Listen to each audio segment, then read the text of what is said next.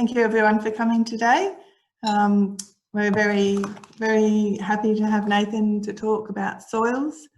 Really keen to find out more what's going on under the earth and how we can, understand soils when we're planning our designs. And yeah, so I'm just really thankful for him spending his time today to talk to us. So welcome. Trying to debunk the dark world of soils for you today. This is the second time I've presented this, so hopefully it'll go a little bit more smoothly than the last time. We're going to talk about the acronyms that are involved in soils, and when we see them on soil test reports, what they actually mean. Some people aren't really familiar with some soil testing reports, so I've got some examples to show you as well later on. But these are the, I think, 11 or 12 most common acronyms that you would need to understand in order to understand soils in a better way. I'm not going to talk from a scientific point of view. I'm going to talk from say a landscaper like myself who understands soils very well, that can articulate it across to just about everyone who wants to know about soil. So on with the show. I work for a company called StrataGreen, and you may or may not know that we sell TerraCottem, which is a wonderful soil conditioner that we can talk about later on or offline. This isn't a TerraCottem vlog. This is a understanding soils briefing as such. I'm trying to get my screen. Okay, so I'm hoping that you can all see the screen that I've got being presented, which is about what soils are and what they contain. It's quite scary that we know more about space than we do about the soil underneath our feet. I saw a meme, or I saw a picture relating that, I think in the top is it the top 50 mil or the top 100 mil or something like this, we only know something like 2% of what is in that structure underneath our feet, which is quite scary when we think about how it relates to everything that we do in horticulture and in landscape and landscape design. So the three main types of soils that you will come across are from one extreme, sand, right through to clay and anything and everything in between. And a mixture of sand and clay predominantly gives you a loam soil.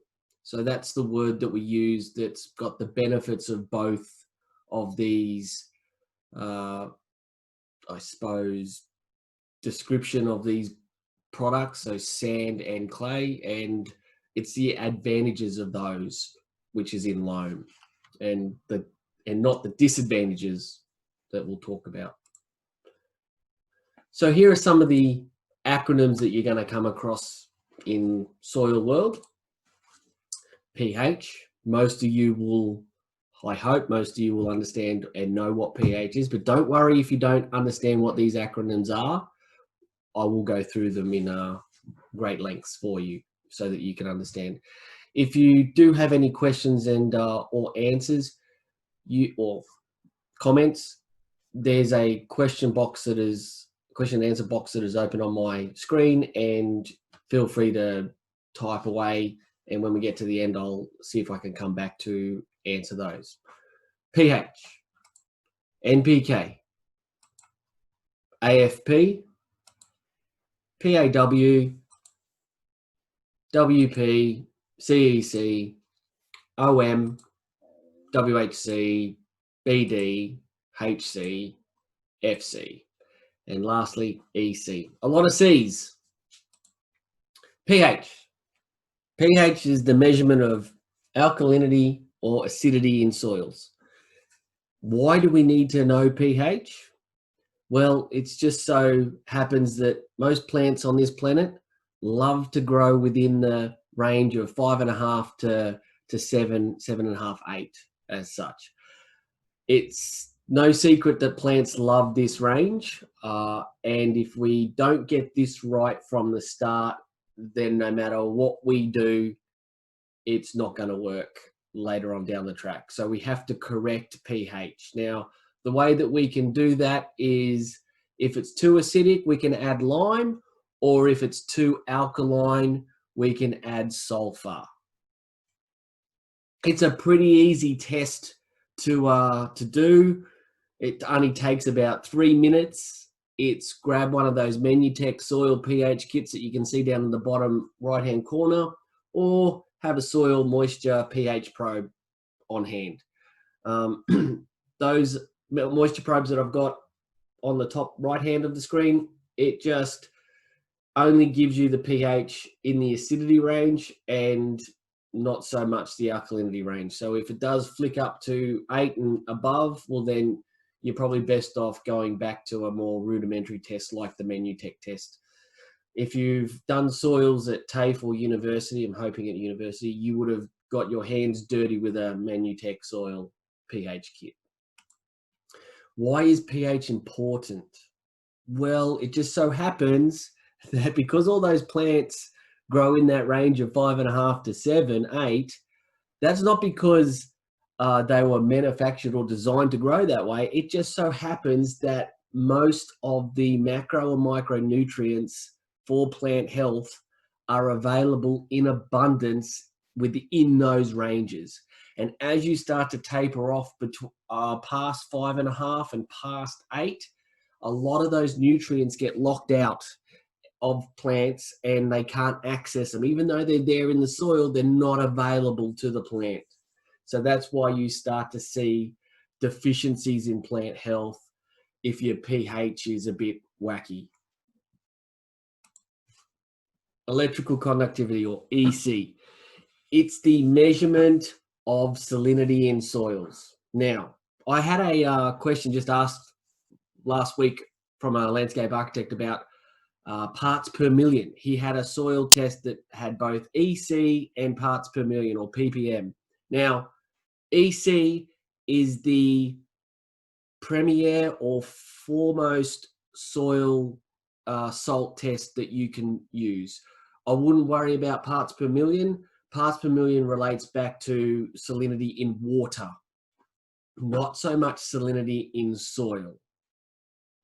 Now, as you can see here, there's a graph about how salinity impacts on certain on plant health, and you can see this is just a graph with testing of wheat or corn with TerraCottem and without TerraCottem in saline soils, from less saline to increased salinity. So you can see how TerraCottem actually performs in those saline soils. NPK, nitrogen, phosphorus, and potassium. Pretty self-explanatory. These are the macronutrients in plant nutrition. So we need to have them in a little bit more abundance than the micro or trace elements.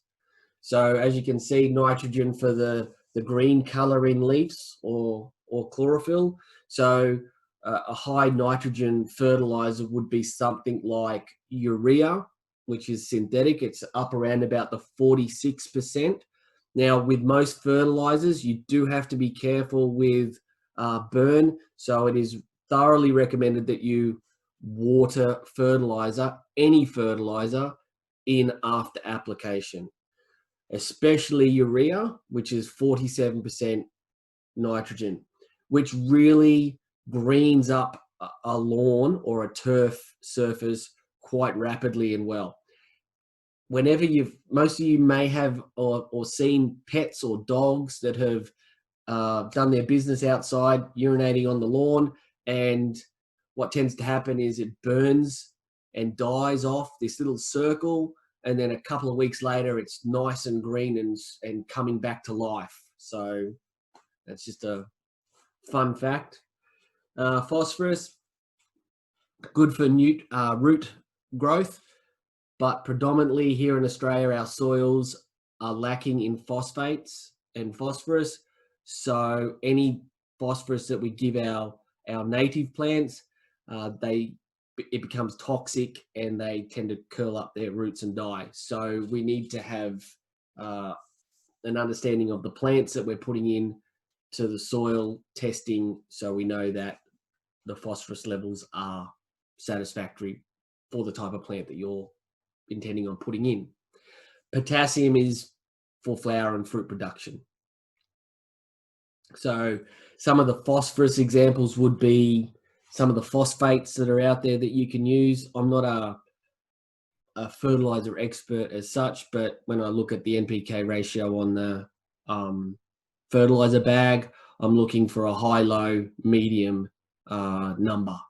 So 24, 12 would be a great custom all-round blend of nutrient for plants, especially natives. And you can increase the phosphorus if you're going with exotics.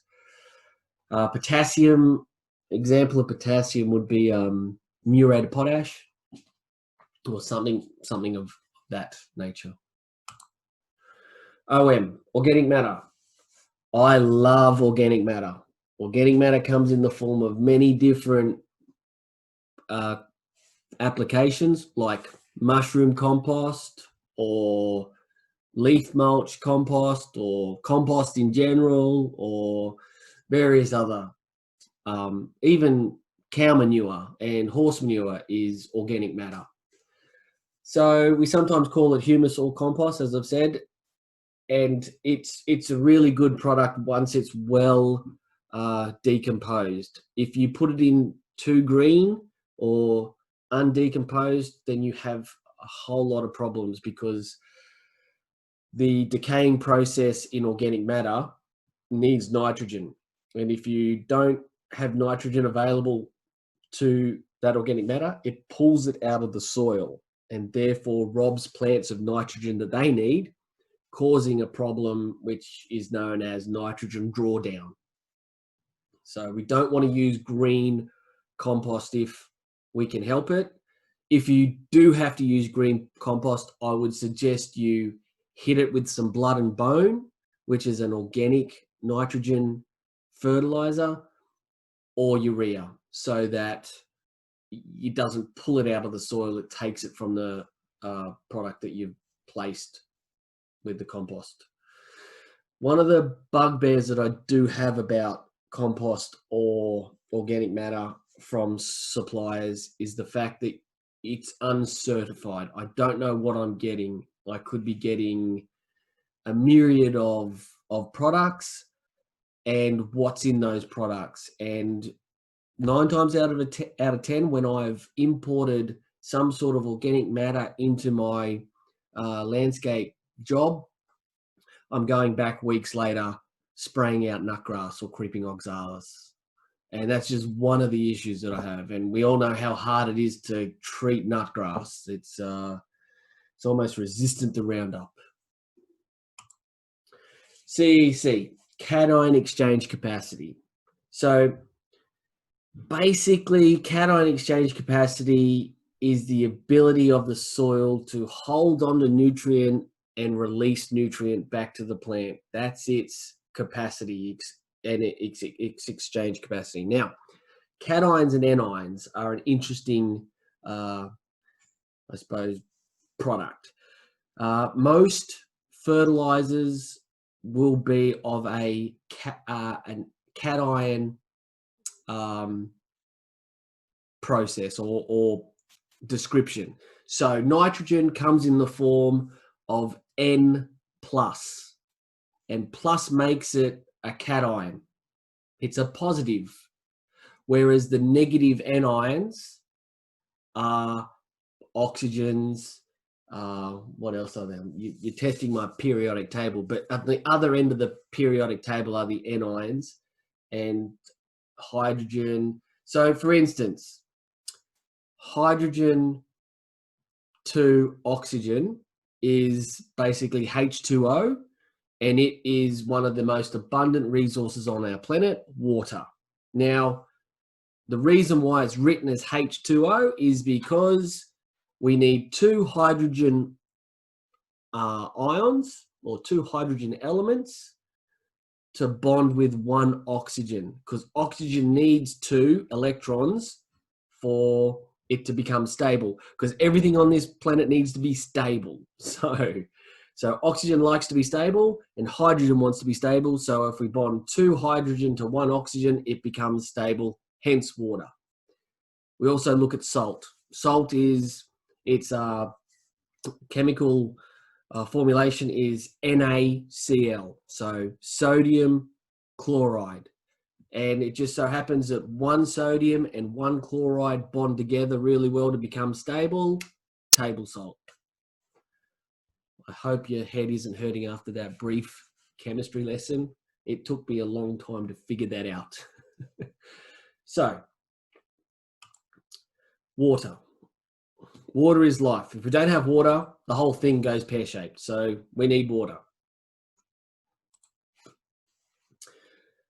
Water holding capacity. Basically, it's the soil's ability to hold water. We want soils to hold as much water as we can without becoming detrimental to plant health, i.e. drainage, poor drainage, or fungal attack or effect. This is a video of water holding capacity for soils at different depths.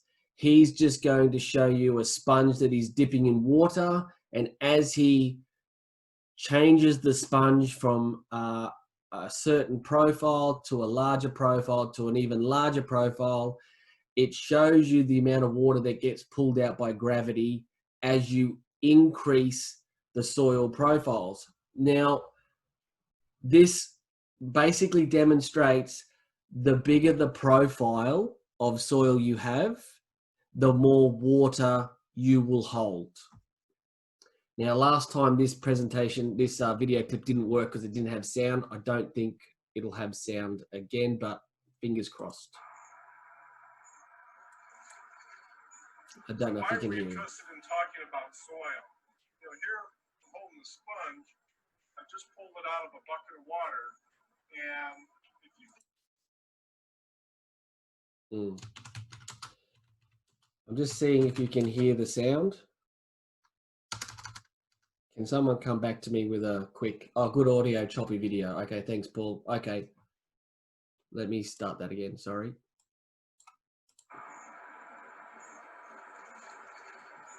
So why are we interested in talking about soil? You know, here I'm holding the sponge.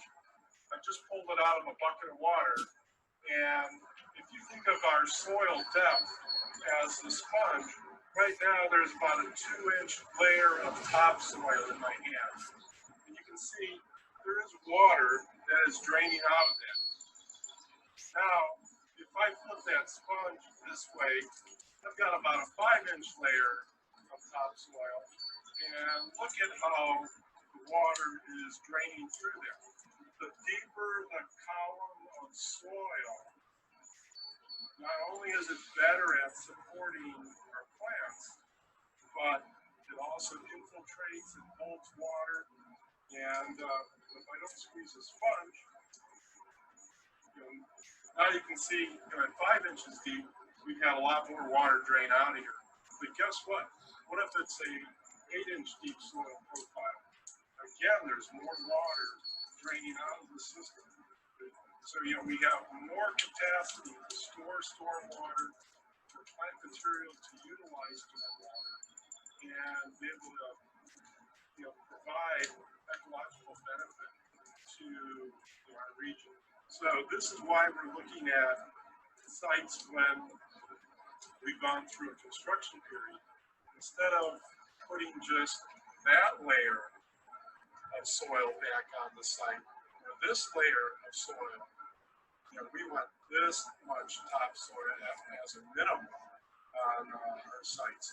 Again, just look, if I lay that back to 2 inches of soil, the water quits dripping. That layer, you know, it's quit dripping now. But now, if I go back here, we still have water draining out of the system.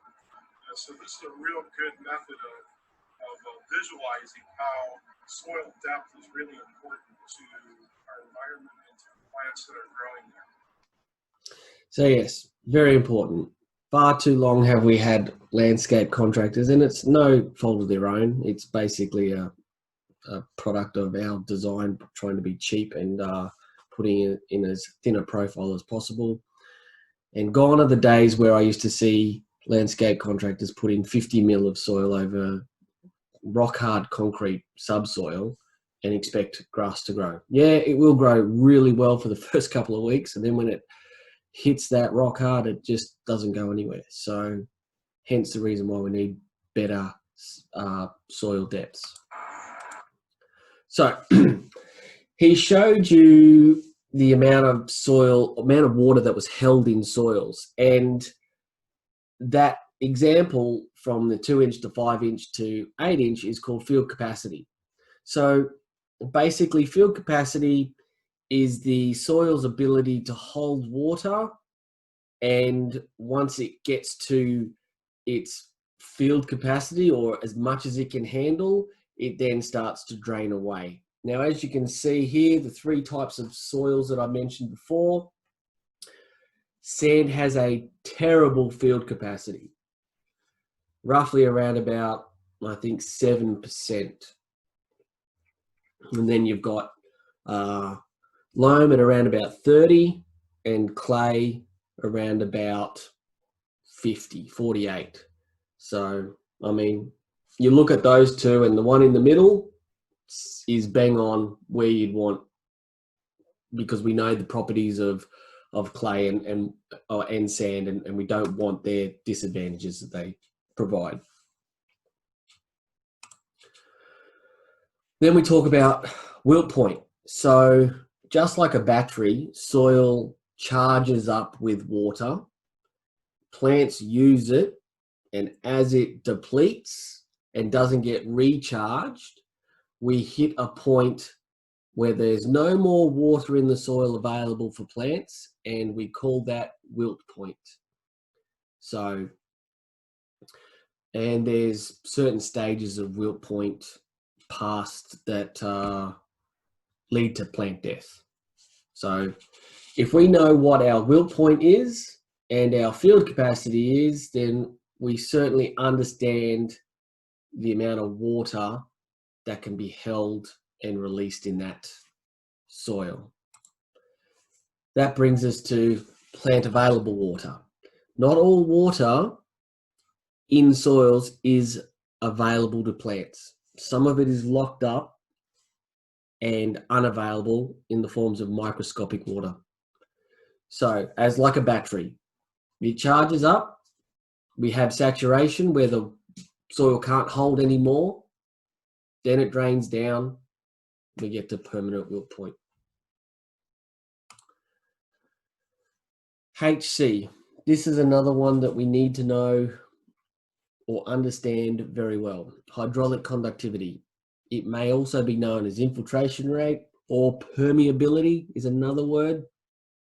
If we understand that number that comes out on a soil test, then we automatically know what type of soil or characteristics of soil is in the test without even looking at anything else. If you gave me a hydraulic conductivity or permeability infiltration rate number of 150 millimeters per hour, I would know that that is bordering on sand and manufactured sands like USGA sands, very fast.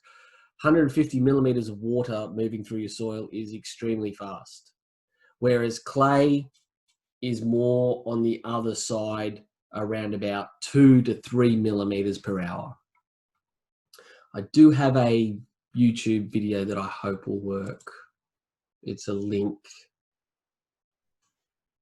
It's going to make a liar out of me.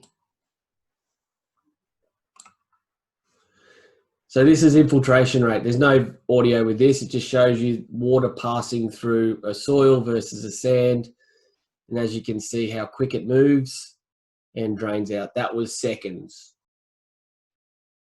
It hasn't even hit the bottom in soil.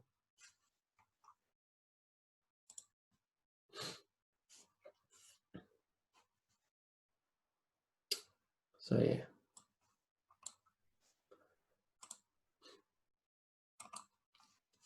AFP, or Airfield Porosity. There was no YouTube showing. Sorry. It's just basically 2 cylinders of soil and sand, and someone pours water in them. I will send you the links after I do the presentation, and you can see for yourself with the on the email that I'll follow up with. Sorry about that. It's a problem that I have with Zoom and webinars not being able to show YouTube or audio sometimes. It's totally annoying. Airfield porosity is the gaps within soil particles and the measurement of those gaps. So a high airfield porosity soil would mean that it is of a less weight product. So things like perlite would have high airfield porosity. We want airfield porosity because if we don't, we have no water infiltration. No water infiltration, no nutrient infiltration or retention. Bulk density. Bulk density is the weight of soil. And we always do bulk density at saturation. So the maximum weight that soil could be if we saturated it with water and nutrient and all those things, that would be the number. It's in kilos of the weight of that soil. So particularly needed for rooftop gardens and podiums or gardens on structure. So when we tell our engineers we need a weight that can hold, 1,200 kilos per cubic meter or 400 kilos per square meter. So we just need to be mindful that we need to know the weight, especially when we're putting it into those sort of structures. And remember, the more soil depth you have, the better plant health you're going to have, which is almost like a juxtapose when it comes to rooftop gardens, because if there's the weight factor hasn't been calculated properly, they tend to go in with shallower root or shallower soil profiles, which isn't really good for plant health long term. What I talk about a lot and what I start to see happening in the industry, there is a change. It is only taken 20 odd years that I've been on in the industry to happen, but a book has come out a couple of years ago that talks about different soil specifications for different environments, ranging from gardens right through to subsoils and podiums and green roofs and so on. So Simon Leake and Elke Haig. Simon is a soil scientist from CESL, Sydney Environmental Soil Laboratories. We get a lot of our testing done through Simon and CESL, and Owen Guy is one of his soils scientists. And they've come up with this book that gives you a blueprint of what the perfect soil would look like in that performance fit for purpose description. So if you're designing a rooftop garden, you don't have to go around and rack your brain as to what soil would be suited for that. They've got a great example of what a soil needs to look like in accordance with AS 4419, which we all, tout and promote and flog. but it is a minimum standard 4419. So they've done a revise of the 4419 in accordance with this book, I believe. Elka's a landscape architect in Sydney as well, and does some really good work too. So this book is available on the CSIRO website or Google Books in a electronic form. I've just taken a scanned page out of it for you so you can see what they're looking for. And lo and behold, the physical properties, we're looking for airfield porosity, water holding capacity, permeability, or, you know, look at them all. And we've just gone over those in some detail. So now you understand why they need to be within that target range. That's only half of the product specification. Also flips over the other page, but it's more of just a sample. Here is an awesome soil report that was done for us back in 2007. And unfortunately, Cecil has moved away from doing soil reports like this and given them to you in more a data metric style of display. Very similar to the specification E1, that table 6.17. Most soil reports look like that now, and unfortunately don't look like this. And this was back in my day. I used to love seeing this because colors and visuals and graphics, and I really understood what was going on in soils. Whereas some people see numbers and they just go, I have no idea what's going on here. They're just giving me a number. So as you can see, the pH analysis, they've done two types, one in water and one in calcium chloride. So you can see the two different types of pHs, and they give you an average of the two. So it was just below 6. Not ideal, but acceptable. I would have liked to have seen it up around about the 6, 6.5.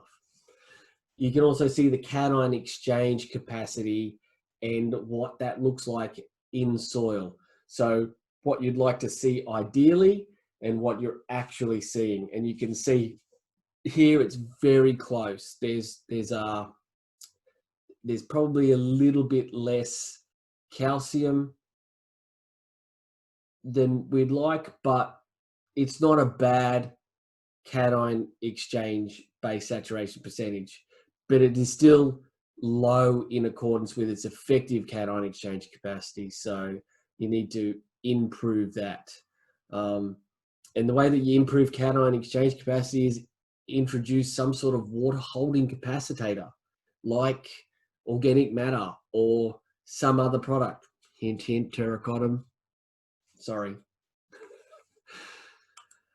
So if we don't get our soils right and we don't get the infiltration rates right or the drainage rates right, we can end up with a stadium that looks like this or this or this. So back in the day when I was a little boy, I used to watch football and soccer and partaken in a couple of games in situations like this. Nowadays, they tend to shut the fields down and go, no, they're unfit for play and we need to rectify them. Well, it would have been a hell of a lot easier to do the job right the first time than to spend money every season to rectify a problem that is always going to be there because the soil is just not right. This is more so when we have periods of wet and winter sports, not a lot of growth, not a lot of uptake of water by the plant or the grass. So it just pools and gets boggy, and that's why we can't play in those areas. I do have another video that I'm hoping to show you. It's of one of our installations in Belgium where we've used structural soils. Now, structural soils is another loose term for just big, large particles of rock that can handle load or structure on top of them. Don't have any water holding capacity whatsoever. therefore plants will not grow in them. But we still see specifications there with people trying to grow plants in structural soils. So have a look at the soil that's in this. It is a structural soil, and you'll see TerraCottem being mixed into it and how it looks.